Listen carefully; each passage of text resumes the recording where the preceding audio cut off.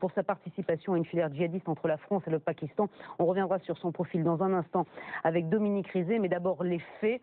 L'agresseur donc a tué au couteau ce policier hier soir et sa compagne. Ça s'est passé à Magnanville, à l'intérieur du domicile du couple. Un petit garçon de 3 ans a été épargné. Les faits, Julien Migaud-Muller avec David Couloum et François Pitrel. Il est un peu moins de 20h30 hier soir. Un commandant de police, habillé en civil, rentre chez lui à Magnanville, dans un quartier calme et pavillonnaire. Un homme l'attend dans la rue. Il le poignarde à l'abdomen 9 fois. Le policier meurt sur le coup. On a l'impression d'être sur une pièce, un film qui tournait là, vous voyez. Donc on est allé voir ce qui se passait et c'est là qu'on nous a dit d'évacuer. L'assaillant se retranche à l'intérieur du domicile du policier. Très vite, des hommes du RAID et de la BRI arrivent. Le quartier est plongé dans le noir. Négociation, échec, puis l'assaut. Il est minuit. En y entrant, les forces de l'ordre qui agissaient avec une autorisation en légitime défense d'autrui ont trouvé le corps d'une femme. Il s'agit très probablement de la compagne du commandant, qui était elle-même fonctionnaire au commissariat, et un enfant de 3 ans, choqué mais indemne. Le forcené qui se revendique de Daesh est alors tué par les troupes d'élite. Il s'agit de Larossi Abala, un Français de 25 ans radicalisé, connu pour des faits de vol et de violence. Un peu plus tard dans la nuit, l'État islamique revendique l'attaque via son agence officielle. Le groupe terroriste y décrit alors l'assaillant comme, je cite, l'un de ses combattants. Avant de retrouver Dominique Rizet sur le profil évidemment de cet homme qui a été formellement identifié, Caroline Dieudonné, vous êtes en duplex de Magnanville, tout près du domicile de ces 2 policiers. Visiblement, l'homme connaissait donc bien les lieux et la négociation qui a été entamée avec les policiers du RAID, cette négociation a très vite tourné court. Oui, absolument. Les policiers du RAID sont intervenus très vite ici puisque l'homme s'était retranché dans l'habitation du couple. Mais malheureusement, eh bien, ces négociations n'ont pas abouti. Un plan d'assaut a été organisé. Et puis vers minuit, on a entendu ces explosions avec ces coups de feu. Les forces de l'ordre sont entrées, ont abattu l'assaillant et heureusement, elles ont pu libérer cet enfant de 3 ans qui était choqué mais indemne, qui a été pris en charge par les médecins. Et ici, on sent énormément d'émotions dans ce quartier depuis ce matin. Je peux vous le dire, on a croisé plusieurs habitants, certains qui n'avaient pas dormi de la nuit, qui nous expliquaient qu'ils avaient dû rester chez eux. Une dame que j'ai croisée il y a quelques minutes, les larmes aux yeux, qui est venue se recueillir devant cet endroit, qui me disait mais c'est horrible ce couple qui a été assassiné, on ne comprend pas pourquoi. D'ailleurs c'est là tout le travail des enquêteurs, comprendre pourquoi ce couple de policiers a été ciblé, si effectivement, vous le disiez, l'homme avait repéré les lieux, puisque c'est une impasse derrière moi où s'est déroulé ce drame et comment il a organisé cette attaque. Voilà le travail des enquêteurs aujourd'hui. Dominique Rizet est avec nous sur le plateau. Dominique, on a des informations très précises. On sait ce matin qui est le tueur. Alors quel est son profil ? Il s'appelle Larossi Abala, il a 25 ans, c'est un petit délinquant de banlieue connu pour des petites affaires de délinquance, des vols, recels, violences, j'ai envie de dire du classique, et qui se radicalise et qu'on retrouve en 2013 dans une filière d'acheminement de djihadistes, notamment vers l'Irak, le Pakistan, oui. Et donc il est condamné à 3 ans de prison par un tribunal, peine qui va être assortie donc d'un sursis, d'une mise à l'épreuve pendant 2 ans. Voilà, donc il était ressorti, il était retourné chez lui dans son quartier. Non seulement il était retourné dans son quartier, mais il avait, semble-t-il, ouvert, c'est ce que nous disait Claire Henry, un commerce. Il avait ouvert un commerce, un fast-food dans le quartier, mais là encore, rien de très original. On avait une affaire comme ça dans la filière de Lunel avec un garçon qui, avant de s'en aller faire le djihad, avait monté lui aussi un fast-food en face de l'université d'Aix-en-Provence. Les kebabs, les fast-food, c'est bien, puis ça rassemble un petit peu tout le monde et sur place, on peut aussi faire du prosélytisme. En même temps qu'on vend des sandwichs. À un moment, il bascule. À un moment, il bascule, effectivement. À un moment, il y a quelques jours, le mois dernier. Oui, absolument, il bascule et donc il semble-t-il ferme son compte et là on le perd un peu de vue.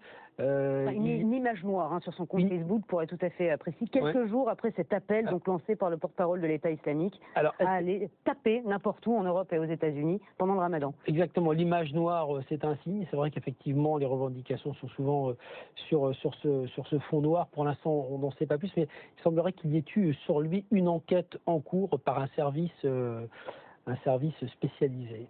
Mais tout ça est à prendre. On est frappé, Dominique, par d'abord l'arme utilisée, parce que là, on n'est pas dans l'arme automatique qu'on a pu le voir ces derniers temps, évidemment, récemment à Orlando. L'homme utilise un couteau, il frappe, poignarde d'abord le fonctionnaire devant chez lui et s'en prend ensuite à sa femme en l'égorgeant. Oui, absolument. C'est vrai qu'on est dans la sidération, c'est-à-dire que c'est quelque chose... On en parlait depuis quelque temps, de l'attaque sur des policiers, ça a été fait ailleurs, donc pas en France, mais ça avait été fait en Irak, je crois bien. En tout cas, ça circulait dans les scénarios possibles. Donc, il y a eu des tentatives dans le 18e, on s'en souvient. Absolument, dans le 18e.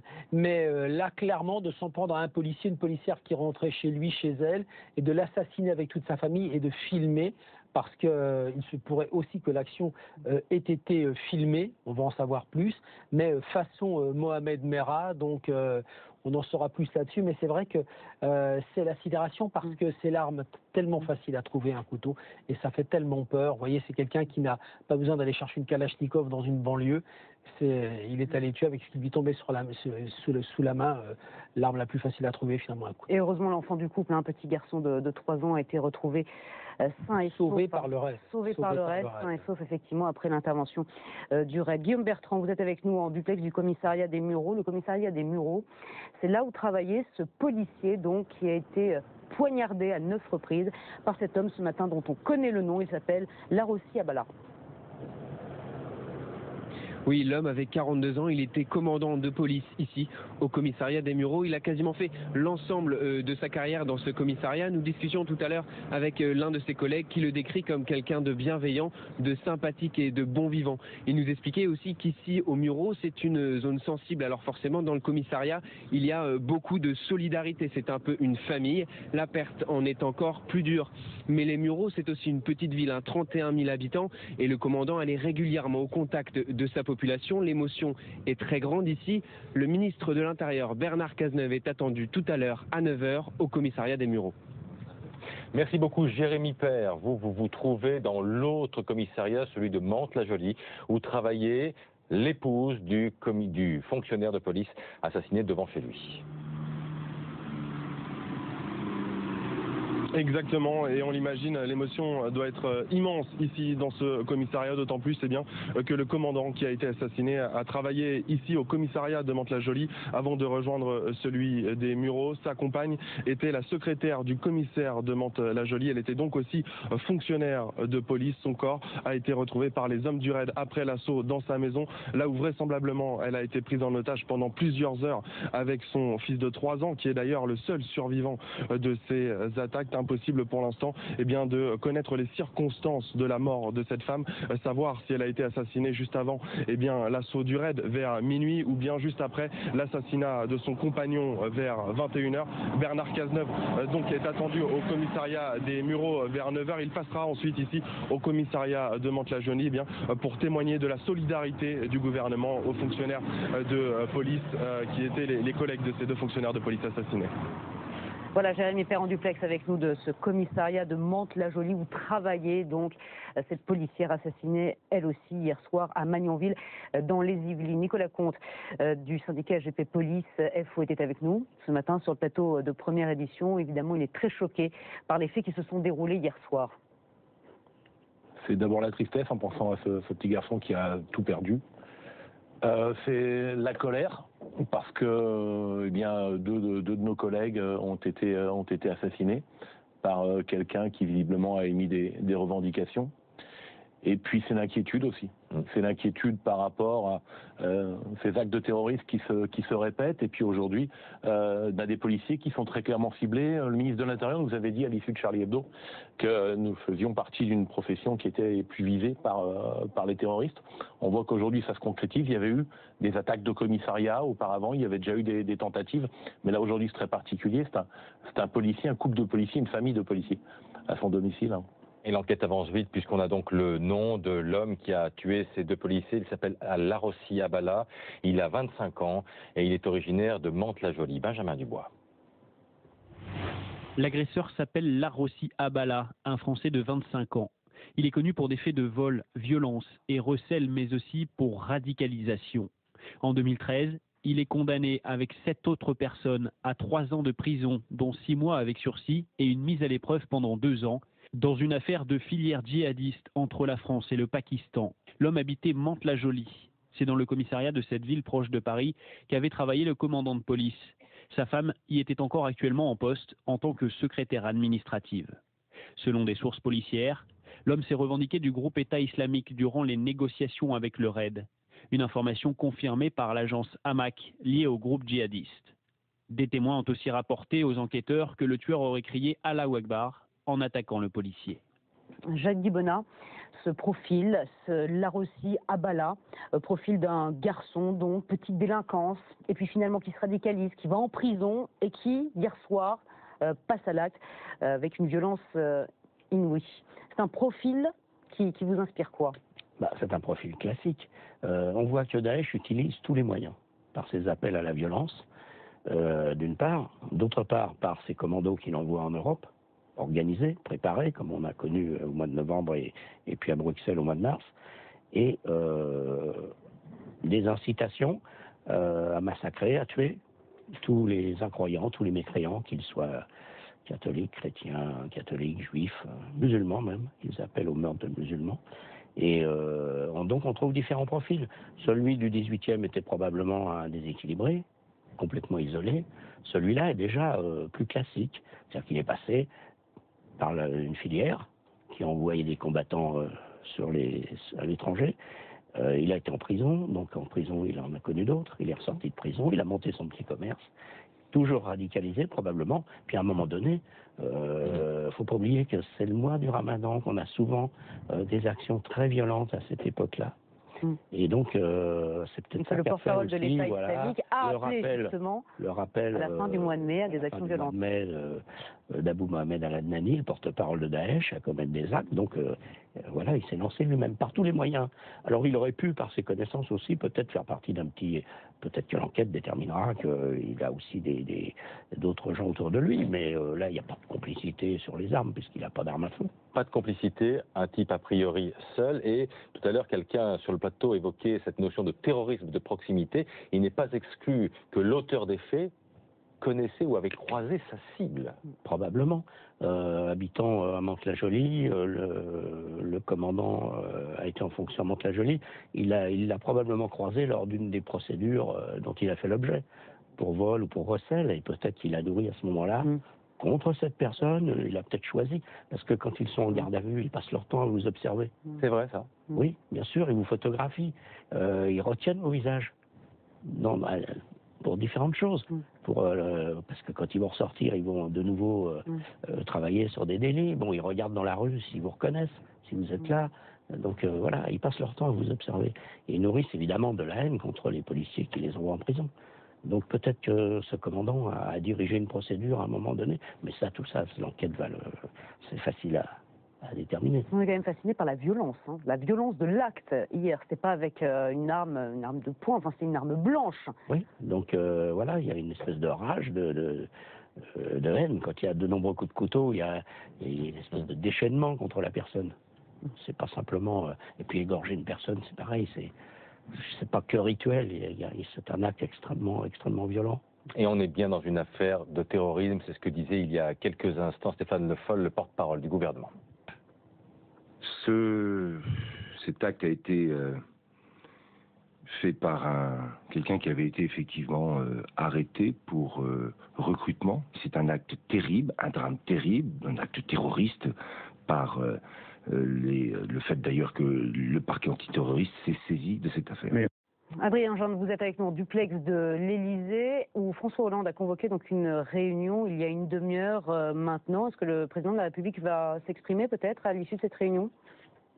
stade, la prise de parole reste incertaine. Elle devrait plutôt être l'objet, le fait de l'un de ses ministres, Premier ministre ou ministre de l'Intérieur ou de la Justice, qui participe en ce moment à cette réunion organisée dans le Salon Vert, juste à côté du bureau du chef de l'État. L'objet, c'est de faire le point sur les informations disponibles, ce qui s'est passé, le déroulement des faits. Y aura-t-il annonce de nouvelles mesures? On fait valoir dans l'entourage du chef de l'État que la sécurité est déjà maximale, qu'il faut d'abord comprendre exactement ce qui s'est passé. Le chef de l'État, cette nuit, s'est contenté d'un simple communiqué pour d'abord dire sa condamnation, je cite, de cet acte odieux, exprimer sa reconnaissance aux forces de l'ordre et promettre enfin que toute la lumière serait faite autour de ce drame abominable. Le chef de l'État qui ne devrait pas en théorie se rendre sur place puisque c'est son ministre de l'Intérieur, Bernard Cazeneuve, qui a été missionné pour ce faire. Voilà, il va se rendre effectivement et au commissariat des Mureaux et au commissariat de Mantes-la-Jolie où étaient affectés les deux policiers. Il est 8h15, bienvenue à vous si vous nous rejoignez seulement. Voici tout ce que l'on sait ce matin de ce double crime de policiers perpétré donc dans les Yvelines. Rimbey. Peu avant 20h30 hier soir, dans ce quartier pavillonnaire de Magnanville, un commandant de police rentre chez lui. Il n'est pas en service, habillé en civil. Devant son domicile, il est poignardé par un homme. 9 coups de couteau mortels. Dans la foulée, le forcené se retranche au domicile du commandant. Dans le même temps, une quinzaine de maisons voisines est évacuée. Le quartier plongé dans le noir, bouclé. Longtemps l'incertitude plane. Le forcené a-t-il des otages? Les hommes du raid négocient. Sans succès. Minuit, l'assaut est donné. L'assaillant est abattu. Un Français de 25 ans, radicalisé, domicilié à quelques kilomètres de là, à Mantes-la-Jolie. Connu pour vol avec violence et recel. À l'intérieur, le corps sans vie de la compagne du commandant et leur enfant, 3 ans, sain et sauf. Dans la phase de négociation, l'homme a fait allégeance à Daesh selon des sources policières. Le groupe terroriste revendique l'attaque dans la nuit. On va revenir sur le profil de cet homme de 25 ans, connu donc de la police. Il avait ouvert un fast-food ces derniers temps. Revendication signée Daesh, Dominique Rizet. Est-ce qu'on peut faire d'ailleurs une comparaison avec la revendication qui a été réalisée ces dernières heures? Revendication, voilà, on va la lire cette revendication. Un commandant de l'État islamique tue à l'arme blanche un chef adjoint de la police des Mureaux, ainsi que sa femme, fonctionnaire de police dans la ville de Magnanville près de Paris. D'abord, on est surpris par la très grande précision de cette revendication, alors que le crime vient tout juste d'être perpétré. Oui, une revendication qui doit tomber vers 2-3 heures du matin. Ouais. Quand on a bouclé l'antenne à 1 heure du matin, elle est tombée à ce moment-là, hein, c'est ça. Donc c'est effectivement très rapide, puisque le meurtre se produit vers 20h30, ça veut dire 4 ou 5 heures après. Rapide. Alors, on se pose la question, c'est vrai que ça ressemble à Orlando. Hein. Le canal de revendication est exactement le même. C'est AMAC, l'agence AMAC, qui est une agence proche du groupe djihadiste État islamique. Alors, la question qu'on se pose, c'est est-ce que cet homme qui passe à l'action, qui est visiblement seul, comme celui d'Orlando s'était radicalisé sur Internet, on ne sait pas, pour lui c'est visiblement différent, mais au moment où il part, est-ce qu'il passe un message en donnant des éléments? On sait qu'il y a un tweet qui a circulé cette nuit sur un compte d'un certain Ali qui disait j'ai tué à Mantes-la-Jolie un policier, une policière. Donc on sait que c'est tombé vers 1 heure du matin. Alors difficilement, pas encore vérifié, on ne connaît pas l'authenticité, mais c'est vrai que c'est tombé très très vite, hein, c'est tombé vers 10h30.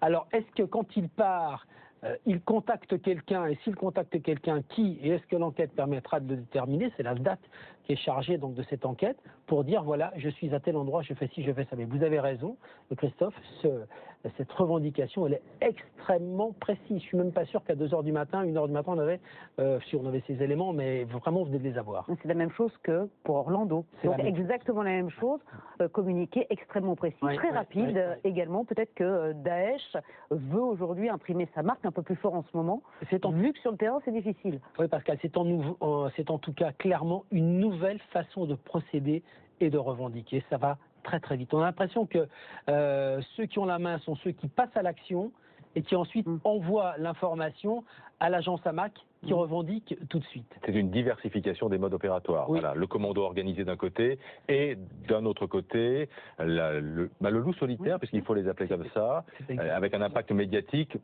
presque comparable. Oui, c'est exactement ça. C'est-à-dire on Surtout passe à qu'on l'action seul, on contacte l'organisation revendique. Juste un mot sur le profil, puisque c'est vrai qu'hier soir, on ne connaissait pas l'identité de ce tueur. Ce matin, on a son profil précis et son parcours. Alors, Larossi Abala, il a 25 ans, donc petit délinquant de banlieue, encore un portrait auquel on est habitué, qui se radicalise à tel point qu'il est condamné dans une filière de recrutement de djihadistes vers le Pakistan.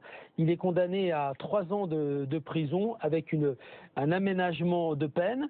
Il avait ouvert un fast-food qui s'appelait DR Food à Mantes-la-Jolie, spécialisé dans la restauration donc rapide, et il était président de cette petite entreprise qui était une SAS. Il avait mis 1 000 € pour démarrer donc il était en quelque sorte sorti des écrans de la police. Oui, il était sorti des écrans de la police, il avait trouvé un boulot. C'est quand on veut se réinsérer, quand on était condamné à une peine de prison, mais il faut avoir un emploi, avoir indemnisé ses parties civiles s'il y en avait. En tout cas, lui, il avait un emploi, il était visiblement retourné dans la société pour travailler normalement, mais il semblerait que les services de police étaient quand même l'avaient dans le viseur en ce moment. Alors, plus dans la journée. Guillaume Bertrand, vous êtes au commissariat des Mureaux où était affectée la policière sauvagement assassinée. Elle a été, affecté le policier a assassiné le commandant de police. On attend dans les heures qui viennent la visite du ministre de l'Intérieur.